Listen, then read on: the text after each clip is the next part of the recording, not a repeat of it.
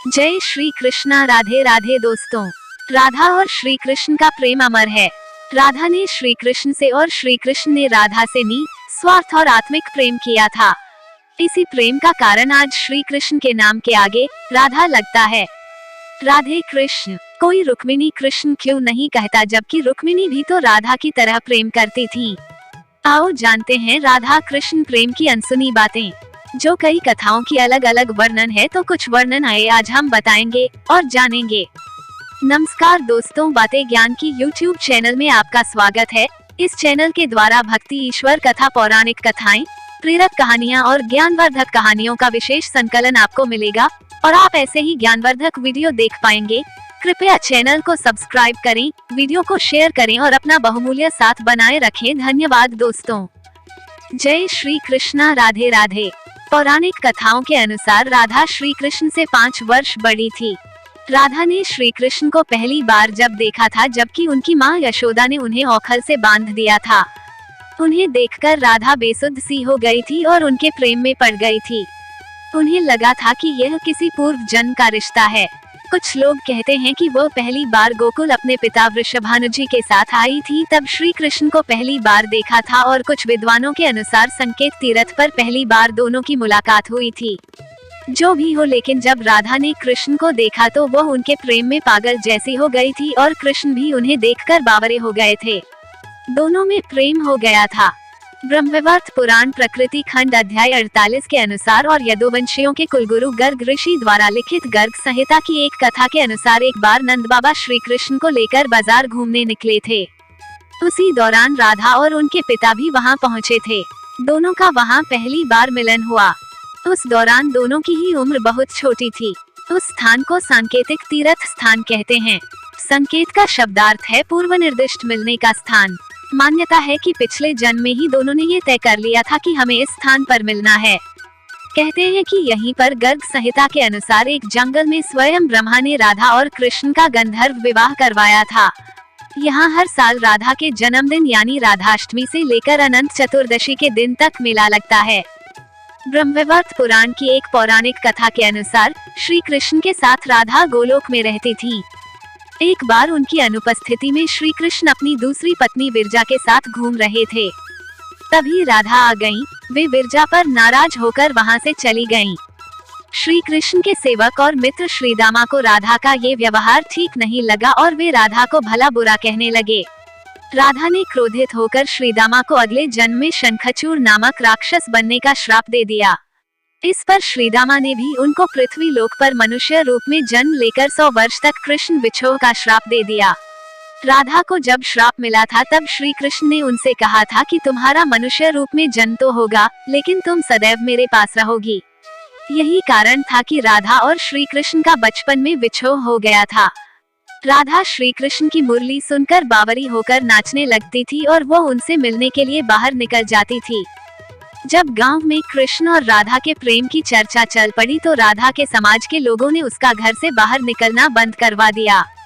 फिर एक दिन श्री कृष्ण ने माता यशोदा से कहा कि माता, मैं राधा से विवाह करना चाहता हूँ। ये सुनकर यशोदा मैया ने कहा कि राधा तुम्हारे लिए ठीक लड़की नहीं है। पहला तो ये कि वो तुमसे 5 साल बड़ी है, और दूसरा ये कि उसकी मंगनी यशोदे के भाई रायन पहले से ही किसी और से हो चुकी है और वो कंस की सेना में है, जो अभी युद्ध लड़ने गया है। जब आएगा तो राधा का उससे विवाह हो जाएगा, इसलिए उससे तुम्हारा विवाह नहीं हो सकता। लेकिन कृष्ण जिद करने लगे। तब यशोदा ने नंद से कहा। कृष्ण ने नंद की बात भी नहीं मानी। गर्ग ऋषि ने कृष्ण को समझाया कि तुम्हारा जन्म किसी खास लक्ष्य के लिए हुआ है। इसकी भविष्यवाणी हो चुकी है कि तुम तारनहार हो। इस संसार में तुम धर्म की स्थापना करोगे। तुम्हें इस ग्वालन से विवाह नहीं करना चाहिए। तुम्हारा एक खास लक्ष्य है।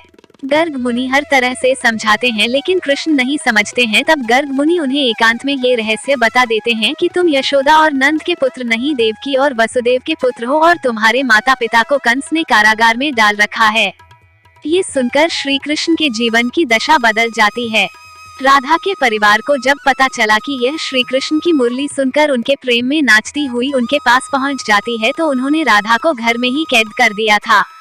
तब श्री कृष्ण ने अपने साथियों सहित एक दिन उन्हें रात में कैद से मुक्त कराकर उद्धव और बलराम सहित अन्य सखियां के साथ रात भर नृत्य किया था। ये रात पूर्णिमा की रात थी जब महारास हुआ था। बाद में राधा की मां राधा के कक्ष में गई तो राधा उन्हें वहां सोते हुए मिली। कहते हैं कि उस वक्त श्री कृष्ण को दो ही चीजें सबसे ज्यादा प्रिय थी, बांसुरी और राधा।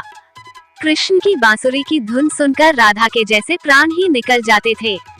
कई जन्मों की स्मृतियों को कुरेने का प्रयास होता था और वह श्री कृष्ण की तरफ खींची चली आती थी। भगवान श्री कृष्ण के पास एक मुरली थी जिसे उन्होंने राधा को छोड़कर मथुरा जाने से पहले दे दी थी। राधा ने इस मुरली को बहुत ही संभाल कर रखा था और जब भी उन्हें श्री कृष्ण की याद आती तो वह यह मुरली बजा लेती थी।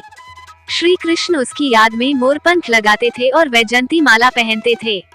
श्री कृष्ण को मोरपंख तब मिला था जब वे राधा के उपवन में उनके साथ नृत्य कर रहे मोर का पंख नीचे गिर गया था तो उन्होंने उसे उठाकर अपने सिर पर धारण कर लिया था और राधा ने नृत्य करने से पहले श्री कृष्ण को वैजयंती माला पहनाई थी। जब कृष्ण वृंदावन छोड़कर मथुरा चले गए तब राधा के लिए उन्हें देखना और उनसे मिलना और दुर्लभ हो गया। कहते हैं कि राधा और कृष्ण दोनों का पुनर्मिलन कुरुक्षेत्र में बताया जाता है, जहां सूर्य ग्रहण के अवसर पर द्वारिका से कृष्ण और वृंदावन से नंद के साथ राधा आई थी। राधा सिर्फ कृष्ण को देखने और उनसे मिलने ही नंद के साथ गई थी। इसका जिक्र पुराणों में मिलता है। इसके बाद राधा और श्री कृष्ण की अंतिम मुलाकात द्वारिका में हुई थी। सारे कर्तव्यों से मुक्त होने के बाद राधा आखिरी बार अपने प्रियतम कृष्ण से मिलने गईं। जब वे द्वारका पहुंची तो उन्होंने कृष्ण के महल और उनकी 8 पत्नियों को देखा। जब कृष्ण ने राधा को देखा तो वे बहुत प्रसन्न हुए। तब राधा के अनुरोध पर कृष्ण ने उन्हें महल में एक देविका के पद पर नियुक्त कर दिया। कहते हैं कि वहीं पर राधा महल से जुड़े कार्य देखती थी और मौका मिलते ही वे कृष्ण के दर्शन कर लेती थी। एक दिन उदास होकर राधा ने महल से दूर जाना तय किया। कहते हैं कि राधा एक जंगल के गांव में रहने लगी। धीरे धीरे समय बीता और राधा बिल्कुल अकेली और कमजोर हो गईं। उस वक्त उन्हें भगवान श्री कृष्ण की याद सताने लगी। आखिरी समय में भगवान श्री कृष्ण उनके सामने आ गए। भगवान श्री कृष्ण ने राधा से कहा कि वे उनसे कुछ मांग लें, लेकिन राधा ने मना कर दिया। कृष्ण के दोबारा अनुरोध करने पर राधा ने कहा कि वे आखिरी बार उन्हें बांसुरी बजाते देखना और सुनना चाहती हैं। श्री कृष्ण ने बांसुरी ली और बेहद सुरीली धुन में बजाने लगे। श्री कृष्ण ने दिन रात बांसुरी बजाई। बांसुरी की धुन सुनते सुनते एक दिन राधा ने अपने शरीर का त्याग कर दिया।